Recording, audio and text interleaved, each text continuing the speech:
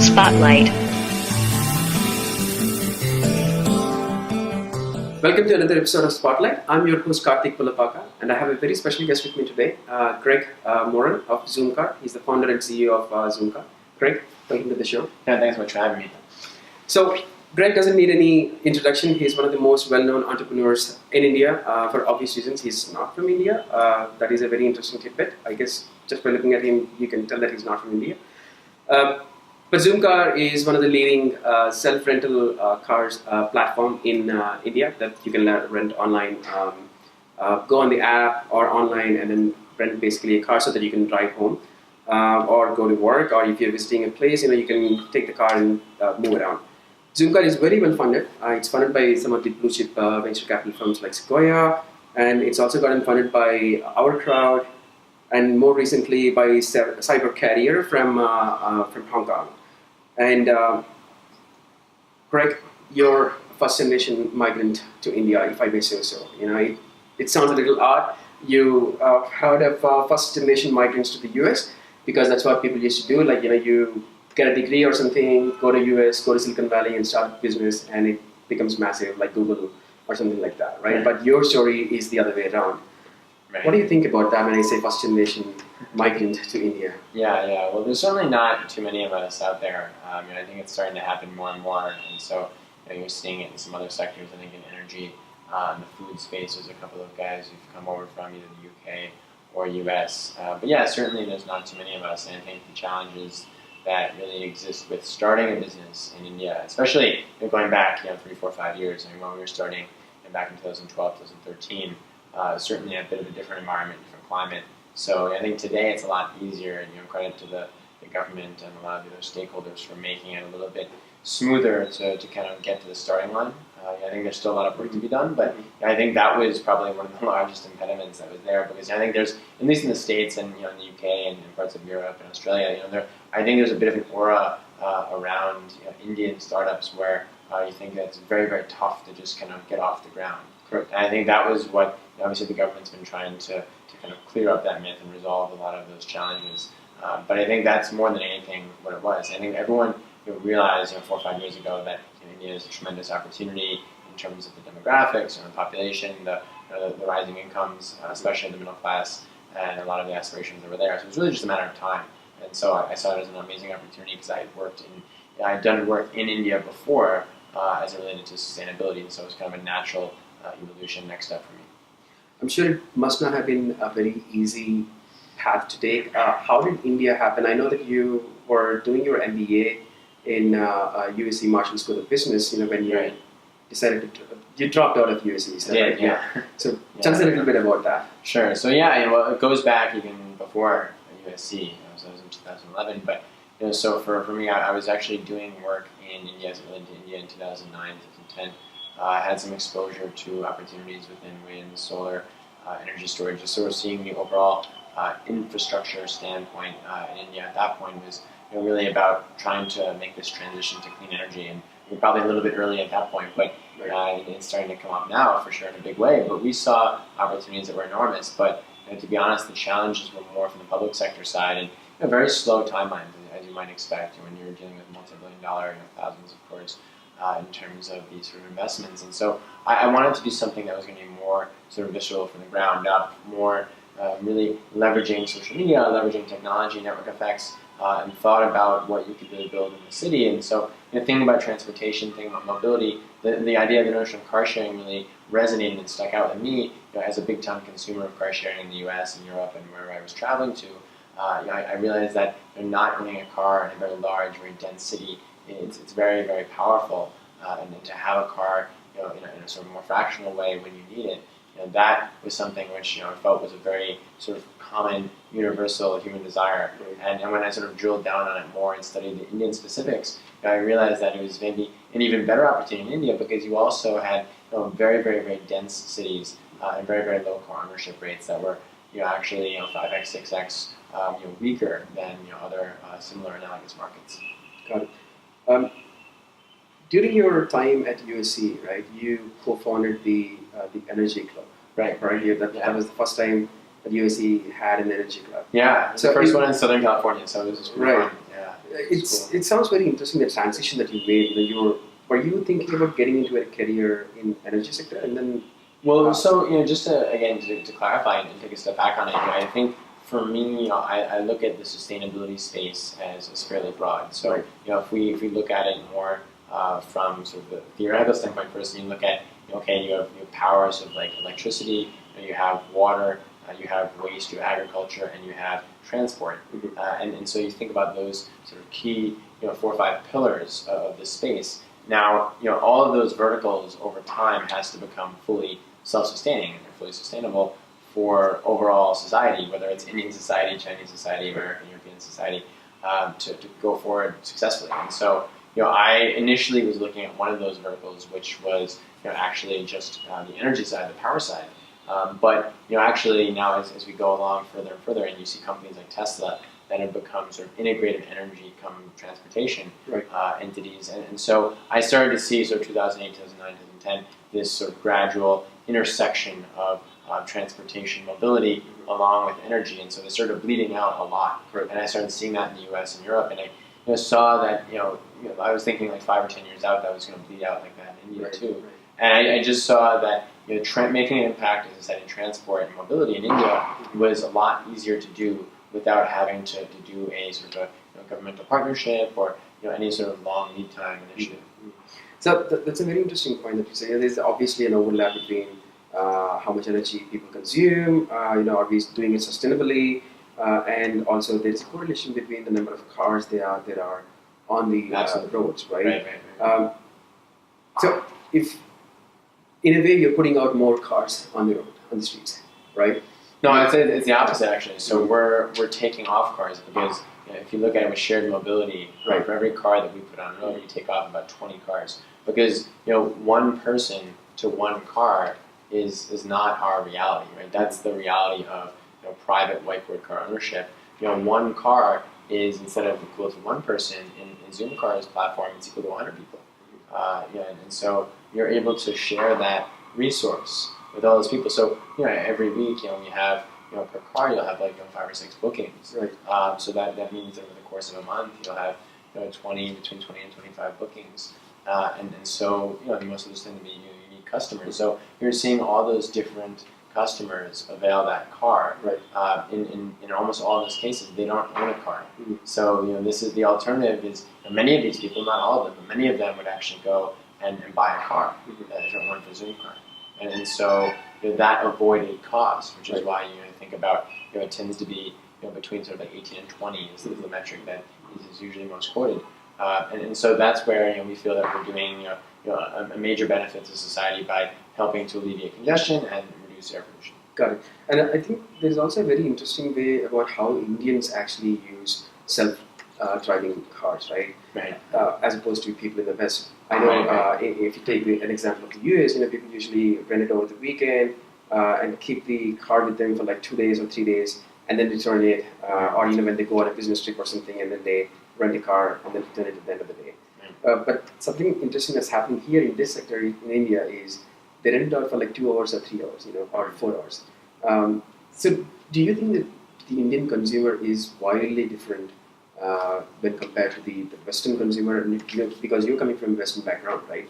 Right. So how did you adjust to address the needs of Indian Yeah, so I would customers? certainly say it's not wildly different. I think with any country and with sort of any people background, there's always some common denominators and there's always some nuances and unique elements. And I think the common denominator that's there across India, China, US, Europe is definitely that people love to get out of the city on the weekends. It doesn't matter if you're in Bangalore, it doesn't matter if you're in Delhi, it doesn't matter if you're in Shanghai, it doesn't matter if you're in New York, LA. By and large, it's not always ideal to be stuck up in that city, no matter which country you're in every weekend. And so that's sort of a common human universal characteristic, I think.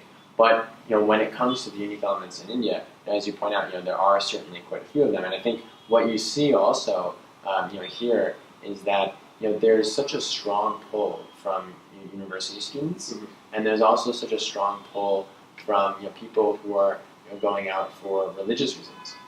So I think those two elements are you obviously have strong university elements in the U.S. and Europe, but not to the same extent that you see in India.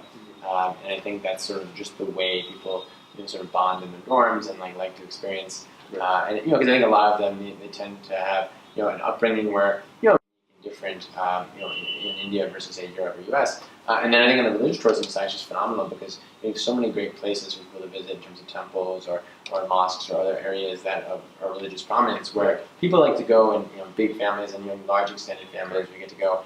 And I think that particularly during the weekday, a lot of people take time off to go and you have these sort of moments which are really sort of precious and sort of memorable for families and friends. So I think that really helps enhance our business because it's easier and better to do that in a car. Right. Let's talk a little bit about how you founded the company, and did you think that you wanted a co-founder right away, or what stage did you figure out, hey, I come up with this idea, I want to execute it. How did you go about finding the co-founder? Sure. Yeah. Well, so it wasn't so much sort of finding a co-founder. So David and I, we were good buddies from school, from university, from Penn. So we known each other for 4 years plus. Actually, at the time it was about 8 years. We known each other, but it was 4 years from graduation. And so we'd always spoken about different ideas and bounced that off each other.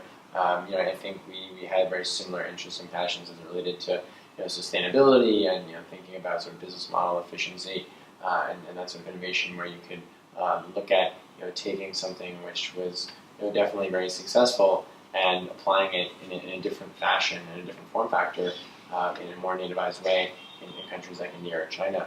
And I think so that was always kind of on our mind, and I think we both realized that for us, India made a lot more sense than other large-scale emerging markets due to professional and past experience and personal sort of networks, etc. And so it was really something which we kind of both organically came up with and grew from the ground together, at least in the first couple of months and then the first couple of years. So we didn't sort of necessarily find each other. I mean, it's not like one of us went out and then found the other. So it was not a conscious decision. Yeah, so it was very, that seems very organic and collaborative. Now, if we did go out actually and look for technology co-founders, that proved to be quite futile, and I'd say one of our largest failures. And I think at that point, as you might imagine, it's very tough to pull in someone who either is in the U.S. and who wanted to be, say, a CTO, or someone in India because they were really sort of curious, like, well, what are these two American guys doing? Because they're crazy. Right. Are they going to come here? Are they not? And so that was tough. So I think in many ways, the first year the business was basically just all offline. I mean, it was just like pure guts. And in many ways, I say that the business didn't really start until probably later in 2014 when we actually started to hire engineers. Yeah, that's very interesting because I keep hearing this a lot. It's like I have this great idea, but I don't know how to build it. I need somebody with deep tech knowledge who could actually build it out. Right. So this is a problem that is still happening right now, even with the enormous amount of talent that we have right here. So how do you think that people, the founders, listening to this video right now, watching this video right now, how do you think they should go about solving this problem? Yeah. Well, it certainly depends if you're a technical co-founder or not. I think ideally, certainly I would strongly encourage you to have a technical co-founder. It makes life a lot easier. It doesn't have to be the case. Obviously, there's plenty of examples where you don't necessarily have a technical co-founder. It just makes your life a lot tougher. If you can do it, it's always better. But having said that, I think as we found out, there's always ways you can get by. And I think for us, what enabled us to kind of succeed early on was sort of the tenacity of being able to identify consultants and small dev shops who could help us along, and you're able to just kind of hustle, and sort of look at Jugad as an example where you can work with a friend of a friend or some network to help hack something and build something together. Because the reality is, you're looking at just like an MVP. I mean, you just want sort of basic validation, and that's kind of what we did too. Our MVP had to be a lot more expensive than others, just because for us we couldn't get inventory for cheap. That was tough. But I think we were certainly embodied all the sort of core philosophy and tenets of a lean startup in every other way.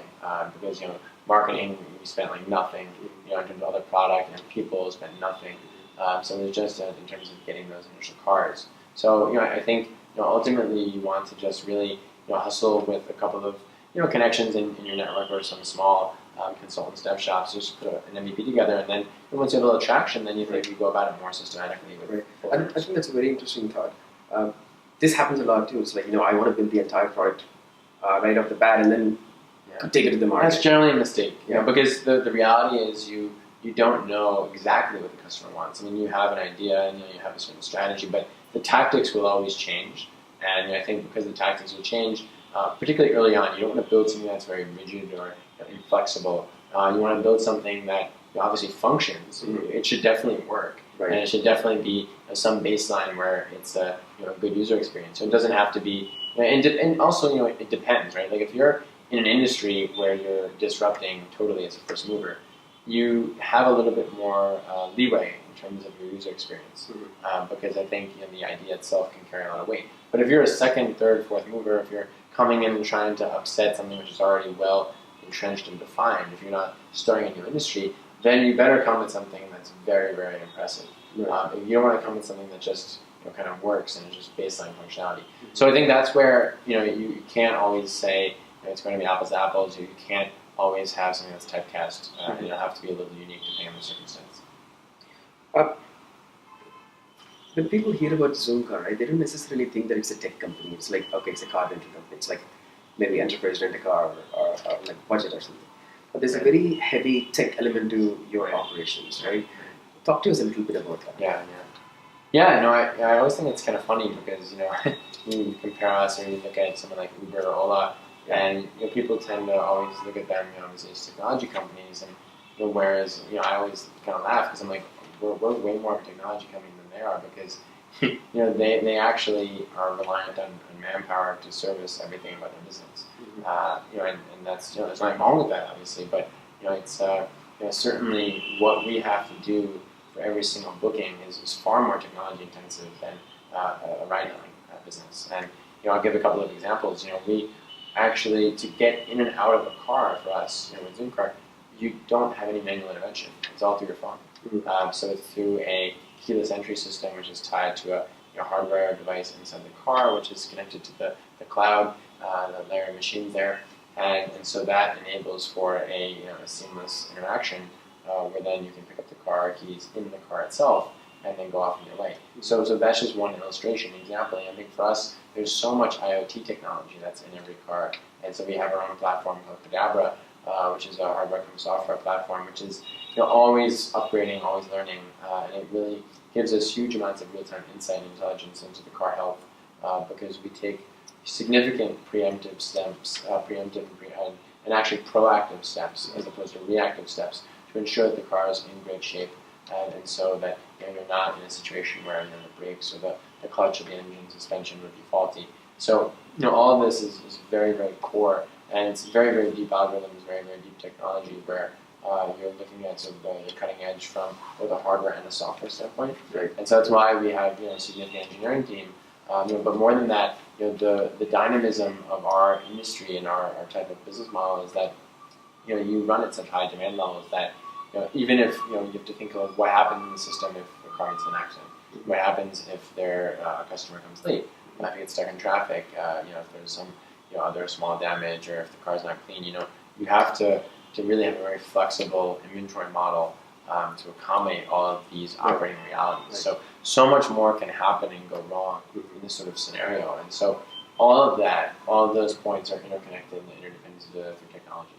So it's all automated. Right, and the beauty of that is the customer, he doesn't know what's happening behind the scenes. That's right. So good technology, the customer shouldn't be aware of, shouldn't see it. It should just happen. Right.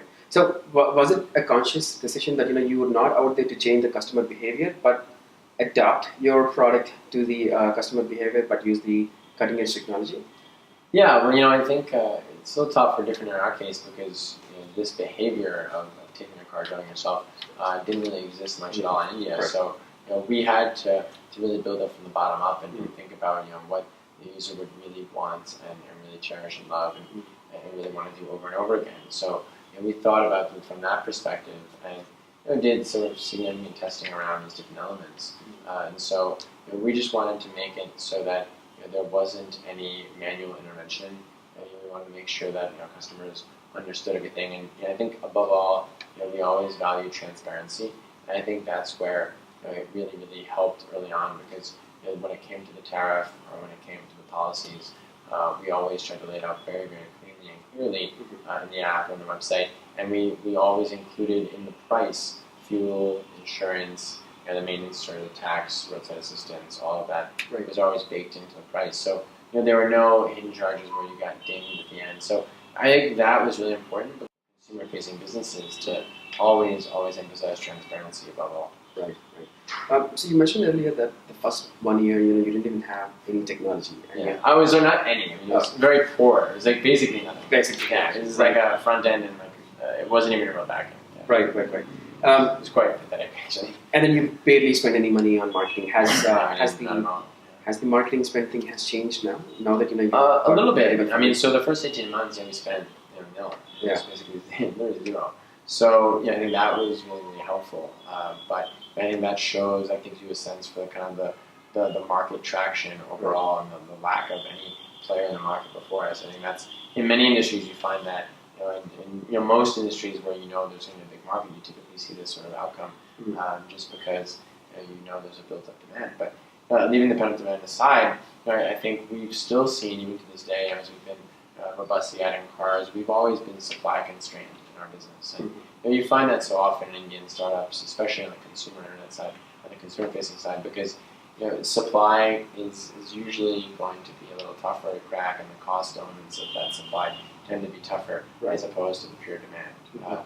Obviously some businesses have grown very quickly where then you might think of whether you've capped out your demand and do you then have to spend a lot of money to get more customers. But we certainly haven't hit that point yet. I mean, our marketing spends they're always single digits as a percent of revenue. Right. So they're never even 10% of revenue, which most e-com players are 20% plus. Some of the big guys are even double that. So it's something where we've been fortunate that it's been lean marketing, and we like to leverage social media. We do a lot of online to offline campaigns, and a lot of sort of viral videos that are very inexpensive, and really want our customers to be the strongest advocates. Let's talk a little bit about the key partnerships that you've had. I think probably one of the most defining partnerships so far in your journey has been with Ford. Right. So talk to us a little bit about how that happened and what it means to be associated with Ford. Yeah, the Ford team has been tremendous, and I think these guys certainly have a luxury of kind of seeing the whole global mobility ecosystem. I think being one of the top 5 auto manufacturers out there, and having really been so since they're anchored in the U.S., I think they see a lot of these trends first.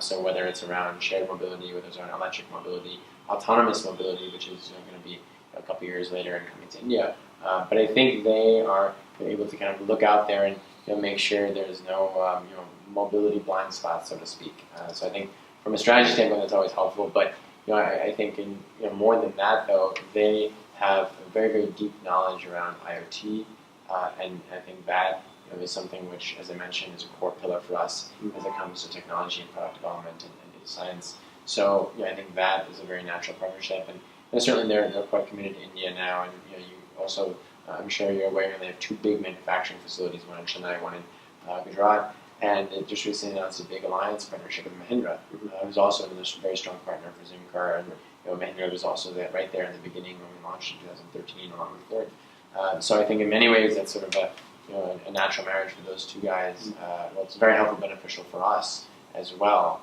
And so I think Ford, in general, has always been there to help propagate our business, whether it's now with Zap, our marketplace, where we allow individuals to go and share and buy a car, share that car with us on a part-time basis. So and then whether it's financing particular schemes that they've been able to introduce the Ford team for Zoomcar. So I think it's a very natural partnership, and I think it's one that as we continue to grow and build out, as we continue our multimodal presence, and then as we think about our international foreign presence, I think that's another place where we're able to add a lot of value. Is that the reason why you're not just looking at investors based out of India, but investors like all over the world? Yeah, well, I think Ford certainly has a certain cachet where I think they have seen, as a global platform, as I mentioned, they've seen it in all other walks, and they've been in all other geos. If you're in other geographies, I think that really helps give that perspective. I mean, they're deep in India, but they're also deep in other markets too.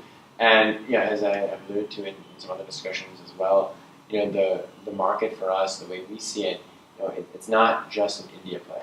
I think we're an Indian company based in India, but we're building technology, we're building a platform which is going to be powerful in India, it's going to be powerful in Southeast Asia, it's going to be powerful in Africa, other emerging markets. We consider very clearly that we're an emerging market multimodal mobility platform. So I think that we're anchored and based in India. India will probably always be the majority market for us, but these other markets will also be very meaningful. I think that's where something like Ford is actually quite helpful. Right. Another partnership that you have with an Israeli startup that caught my eye, it's the Mobileye partnership. Talk to us a little bit about what it is that you guys are collaborating with.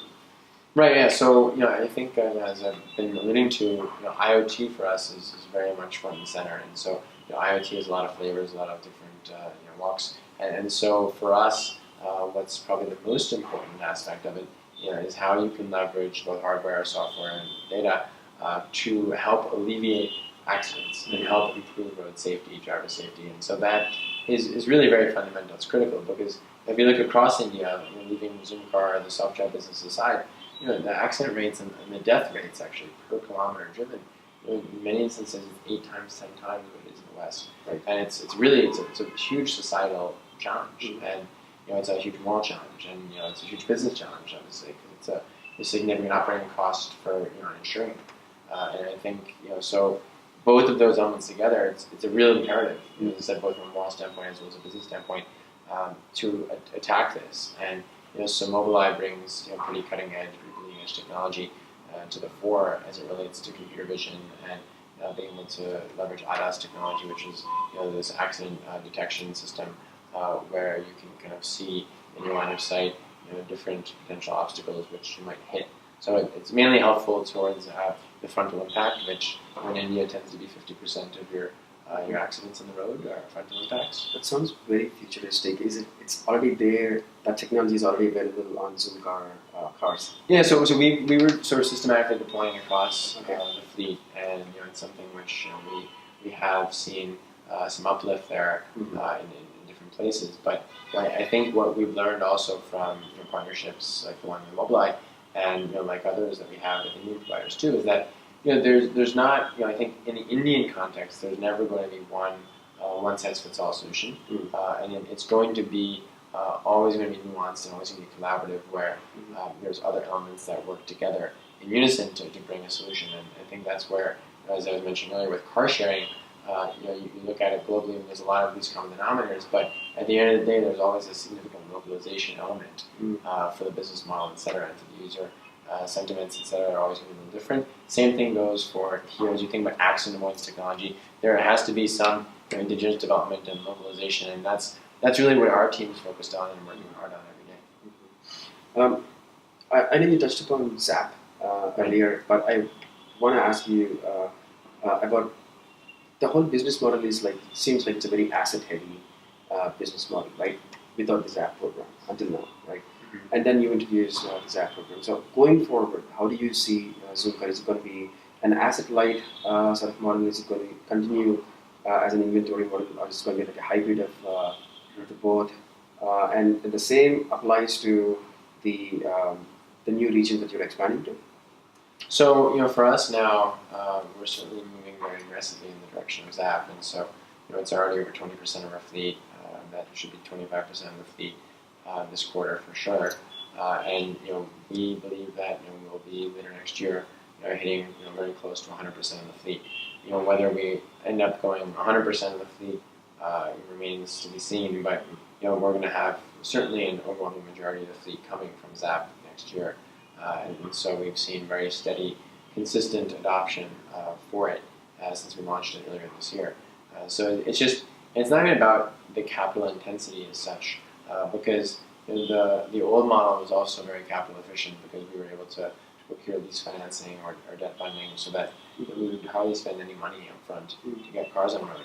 In many cases, that also was no money up front. So it's more about what you can do with Zap from a distribution standpoint, because you can put cars in hyper-local areas that are very, very close to the end user where he wants them to rent. And that's because you're actually siting the car at someone's house, his apartment, his flat, or his office, and so that is very true to the original vision, which is build something that's very, very hyper local Mm. that people can access by just walking outside anywhere like 50 meters, 100 meters, 200 meters, and that's what we've always been about. Now, Zap also allows us to grow supply much faster because you don't have to rely on access to debt funding to get approved and structured. So all of that sort of unnecessary soft costs, unnecessary overhead, which when you think about Zap, having individuals just pick up cars, induct them, share them, that's a lot more streamlined. It's a lot more smooth. Right. What do you think about the competition? I mean, there are companies like Rev, Just Ride, who are trying to do something similar, and then you also compete with Ola and Uber. What is the fleet size of Zoomcar right now? So we're just around 3,000 cars. 3,000 cars, right? But you already command 70% of the market. Yeah. With just 3,000 cars. Yeah. Right. So in the next few months or like quarters or years, I think the scale is going to go much higher. It's going to be a much bigger scale, right?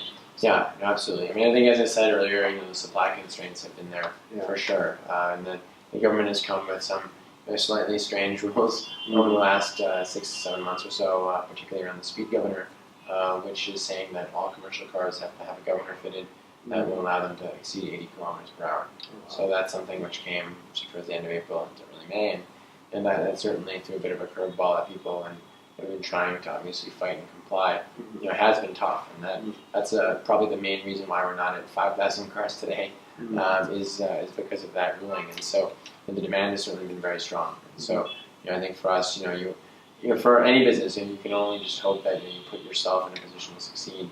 And I think for us, we just want to we use that time as a time to kind of reflect and build out more from our core technology and core product standpoint, because there was a time period earlier this year where we actually couldn't add supply.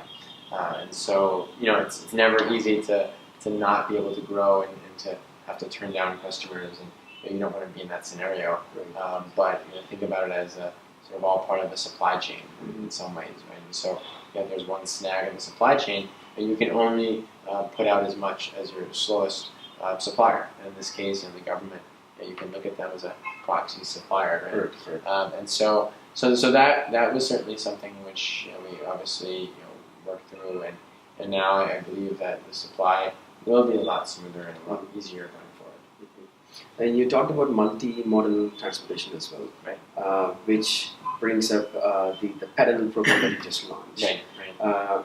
So talk to us a little bit about that. Like, what is the thinking behind the bicycle sharing? Like, are you trying to preempt someone like China's OFA, who are planning to get into India? Yeah. So I think not exactly. I mean, so I think for us, it's a little different. Our thought process, I've always been, as I said, for me, it's never been about just car sharing.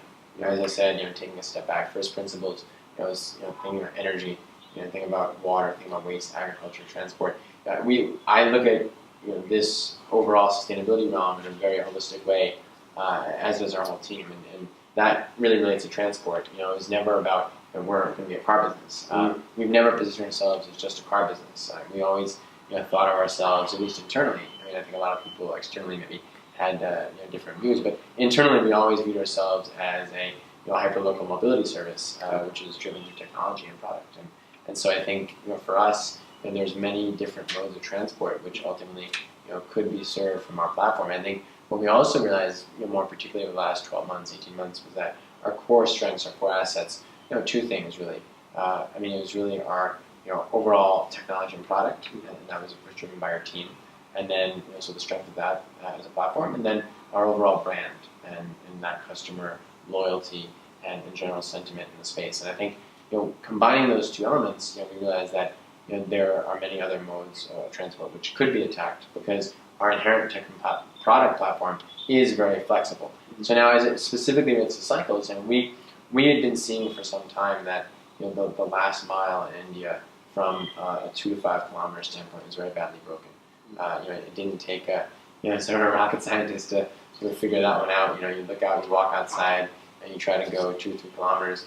You either have to take an auto rickshaw, which is a miserable experience. You have to take an Uber Ola, which you end up having to wait like 10 minutes sometimes for a cab to go. Some place that should take 15 to 10 minutes anyway. And then it's expensive relatively. Or do you walk? Probably not in most cases there. That's very inconvenient. So cycling is such a natural use case, it's such a natural option to go 2, 3, 4 kilometers, and the majority of your trips are going to be that way, especially as it relates to leisure.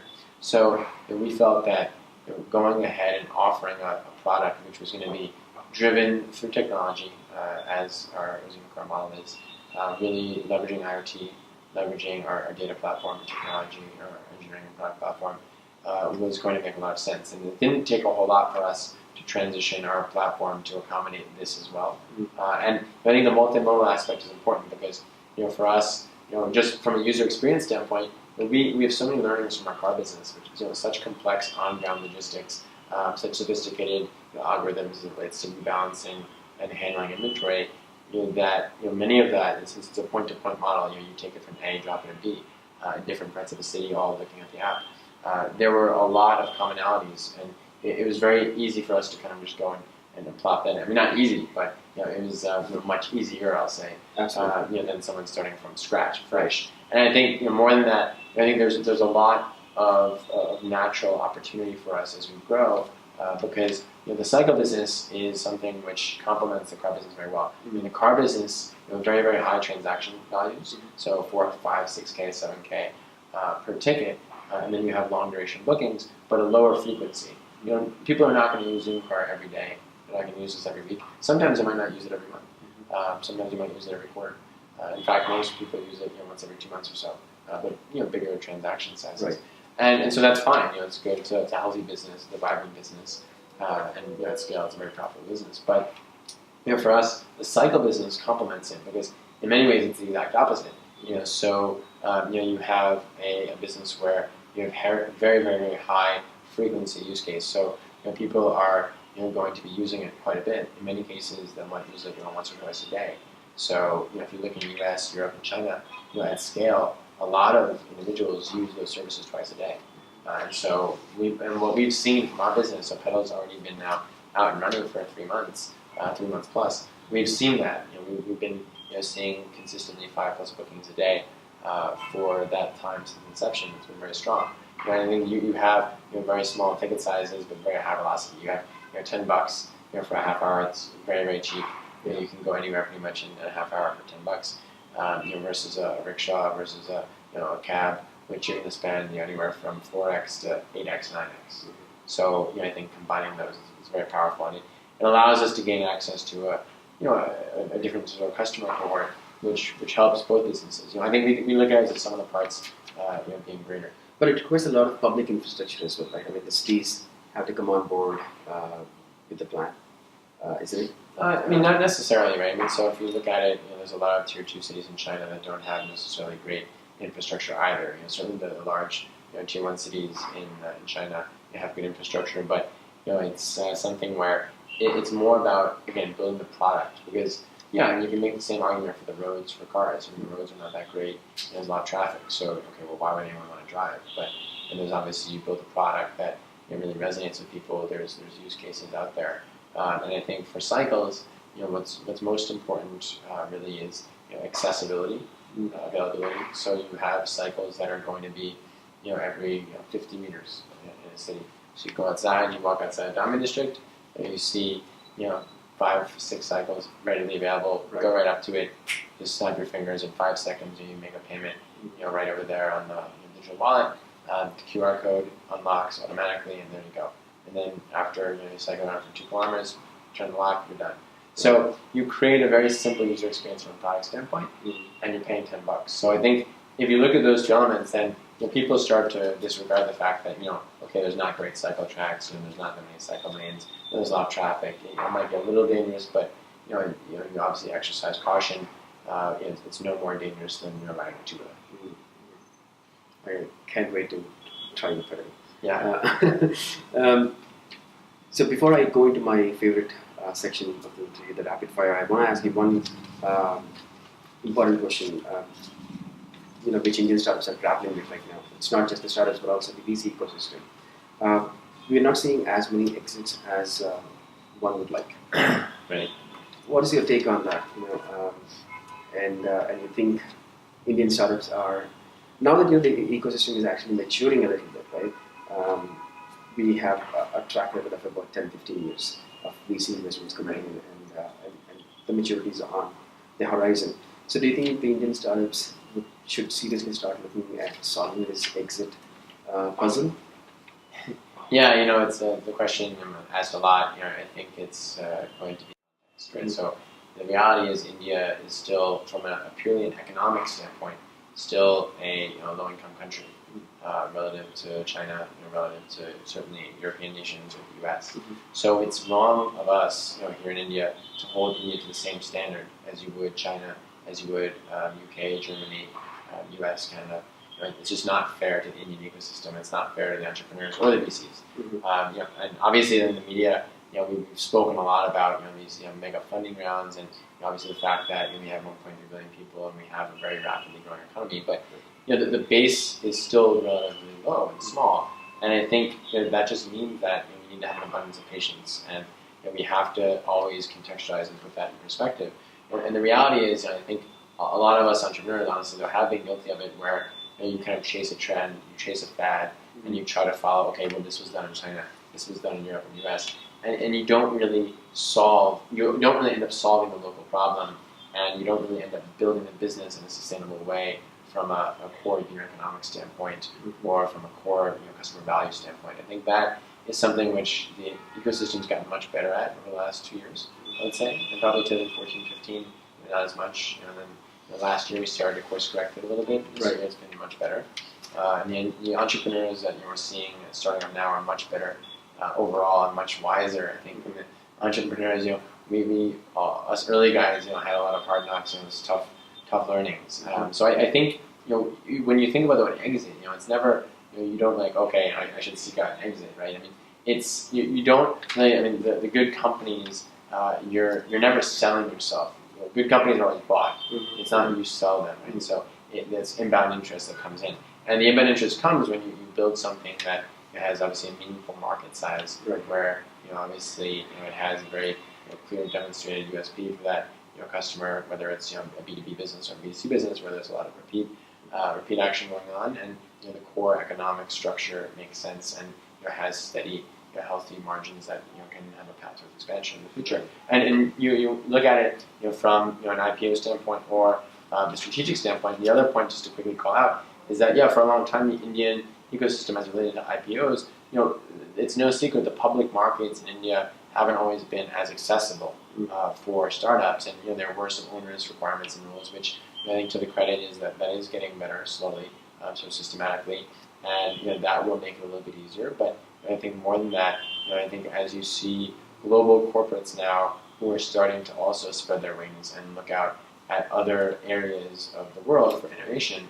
that's where you're also starting to see it. And Facebook's made a couple of acquisitions here. I think Google, as well, has been looking at quite a bit. So it's going to happen. People have to have a little bit of patience. Got it.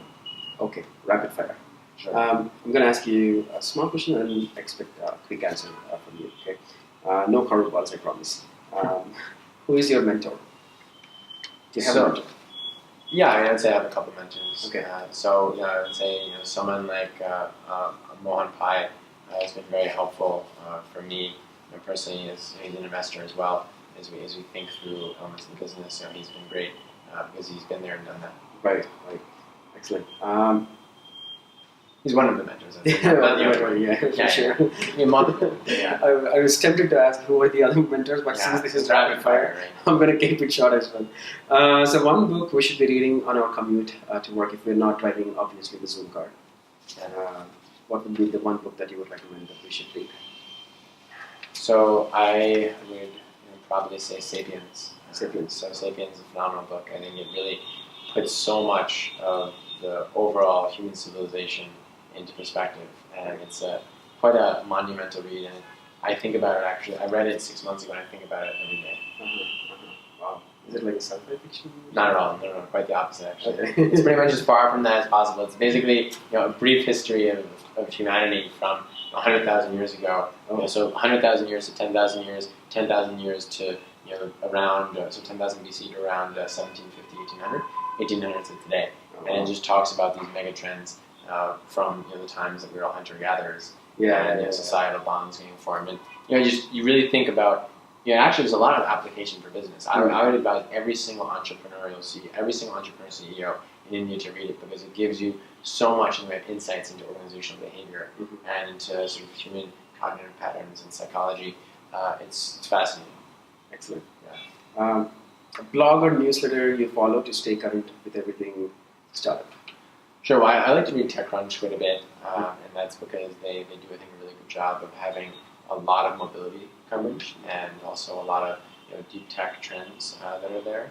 I think in the Indian ecosystem, I think guys like Ken do a pretty good job as it relates to more in-depth journalism. I think your story tends to have also some nice coverage, but in a different sort of way. Right. But I think my go-to is still probably TechCrunch, just because it's I actually like to get news and views outside of India because I'm so immersed in India that I kind of get that perspective anyway. Right. That I like to kind of get hit orthogonally with a different perspective. That's nice. Bootstrapping versus venture capital, and why? It totally depends on the business. I think for our business, we weren't able to purely bootstrap. We had to take some seed funding, but obviously there's no doubt it's better to bootstrap. You don't dilute. If you don't have to take venture money, then don't. But I think venture money, it's not just about the money. I think a lot of times it's about who can guide you from a board member standpoint. I think that's another. Our board member Shailendra from Sequoia has been also a great mentor in that sense. I think the VCs have, especially the good VCs have had very sort of horizontal experience, not even in India but in other geographies. Right. So whether it's in Singapore, in China, in Indonesia, whether it's in Israel, Europe, US. And so that is something which kind of gives a different perspective and helps make you a more holistic business owner in many cases. Do you think by 2030 we'll be rid of gas? 2030? Gas-based vehicles? Yeah. Well, so if you look at it, and the government was really saying that we weren't going to be rid of gas vehicles, but rid of new vehicles that are gas. So it's meaning that all new cars by 2030 will be electric. Right. And I would say that, yes, that will happen. I think it'll happen sooner. I think it'll probably happen 2 or 3 years sooner. Interesting. What is one tipping point that changed your life? So probably in 2006, when I was actually between my junior and senior year at college at Penn, I had 2 internships. One was working for the city council, and I was working for a very progressive councilman on the Upper East Side of Manhattan. And he was also a Penn guy, a Penn law guy, but he was someone who had this vision for urban development and sustainability. And he kind of imbibed what a lot of individuals really saw and look after as someone who wanted to make something very clearly better 30 years from now as related to city living. And I think the mayor of New York at the time, Mark Bloomberg, Mike Bloomberg was also, he's an amazing visionary who, very data savvy, hungry guy, obviously multi-billionaire, but who really understood what it meant to have a city that really works for the people and is livable for the people. I think I had this exposure where I first got wet in terms of getting my feet wet with renewable energy and sustainability. So I was doing a lot of research firsthand, getting really messy on the data, so understanding what kind of predicament we were in, both in the U.S. But then I was an international relations major, and so I tied a lot of those learnings then into opportunities I saw in India and China. So that's when I first started thinking about India in 2006, and that probably set me on a crash course to 2011, 2012, when we started to build and develop Zoomcar. That's excellent. On that note, Greg, thank you so much for your time. Really appreciate it.